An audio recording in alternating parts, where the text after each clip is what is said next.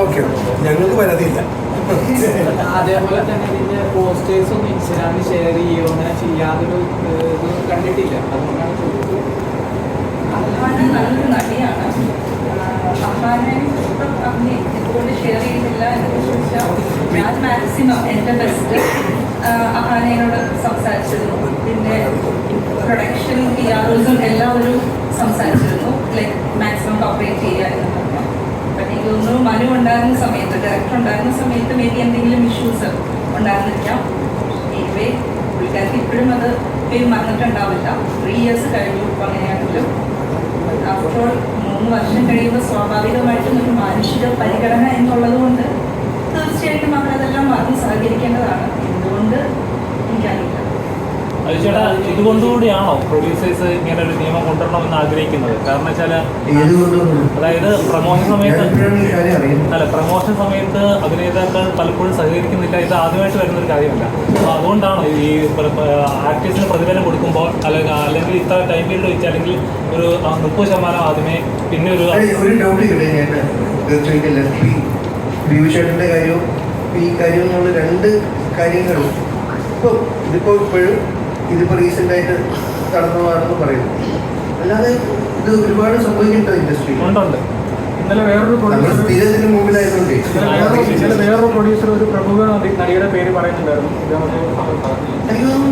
അവരുടെ actual reasons association ഷൈൻടോമിന്റെ മറ്റൊരു ചിത്രത്തിൽ മറ്റൊരു നടി ഇതേപോലെ ചെയ്തിട്ടില്ലായിരുന്നു.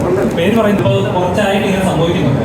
എനിക്കൊന്ന് കാശ് ആദ്യമേ കിട്ടുന്നതുകൊണ്ട് പിന്നെ പ്രമോഷന് വന്നില്ലെങ്കിൽ കുഴപ്പമില്ല എന്നൊരു ചിന്താഗതിയാണോ? തീർച്ചയായിട്ടും എന്തെങ്കിലും ഇപ്പം മേന പറഞ്ഞ പോലെ എന്തെങ്കിലും പേഴ്സണൽ റീസൺസ് ഉണ്ടാവാം 2 കൂട്ടർ. അത് എനിക്ക് തോന്നുന്നു ഒരു മുറിയിൽ ചർച്ച ചെയ്ത് തീർക്കേണ്ട കാര്യങ്ങളാണെന്നുള്ള അഭിപ്രായക്കാരാണ് പൊതുവെ. ഒരിക്കലും നമ്മൾക്കൊരു ഇഷ്യൂ വരുമ്പം ഉടനെ അത് സമൂഹ മധ്യത്തിൽ വന്ന് ചർച്ച ചെയ്യണം എന്നുള്ള ആളല്ലേ.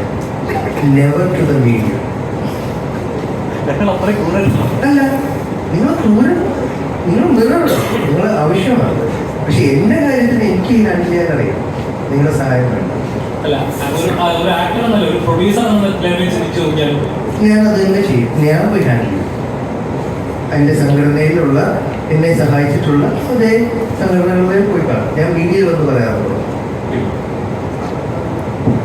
നയന ഇത്രയും കാലമായിട്ട് എൻ്റെ വീട്ടിലില്ലായിരുന്നു. നയന ഇത്രയും കാലം ഇത് പറഞ്ഞു. എഗ്രിമെന്റ് കാര്യങ്ങളൊന്നുമില്ല. പ്രൊമോഷണൽ അഹാനായിട്ട് എഗ്രിമെന്റ് ഒന്നുമില്ല. പ്രൊമോഷണൽ അല്ല, ഈ ഡാൻസറാണി എന്നുള്ള സിനിമ റിലീസാകുമ്പോൾ അതിൻ്റെ പ്രൊമോഷന് വരണമെന്നുള്ള എഗ്രിമെന്റ് ഒന്നും അഹാനായിട്ട് ഉണ്ടായിരുന്നില്ലേ എന്നുള്ള കാര്യമാണ് ഞാൻ ചോദിച്ചത്. നോർമലി നമ്മളെല്ലാവരും എഗ്രിമെന്റ്സും കാര്യങ്ങളും ചെയ്യുന്നതാണല്ലോ. തീർച്ചയായിട്ടും ഉണ്ടായിരിക്കാം. മേ ബി എന്താണ് റീസൺ എക്സാക്ട്ലി എനിക്കും അറിയത്തില്ല. ഒരു